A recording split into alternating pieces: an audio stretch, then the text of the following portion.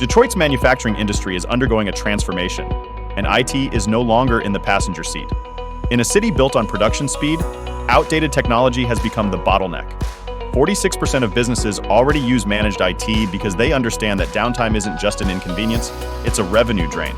And in an era where cyber attacks can freeze operations and compromise safety, having vulnerable systems is a risk manufacturers can't afford. Mike Bratton, IT success strategist at Systems X, puts it plainly. Manufacturing isn't just about steel and circuits, it's about the brains behind the build. From aging infrastructure to unsecured IoT devices, Detroit manufacturers are battling inefficiencies that stem directly from legacy IT. Countering this, managed IT enables predictive maintenance, real-time analytics, and rapid scaling. With 73% of companies now relying on managed IT and a growing skills shortage on the horizon, staying competitive means investing now. Cybersecurity, automation, compliance, it all hinges on having the right IT backbone. Read the full article on our website and don't forget to add this to your Spotify playlist.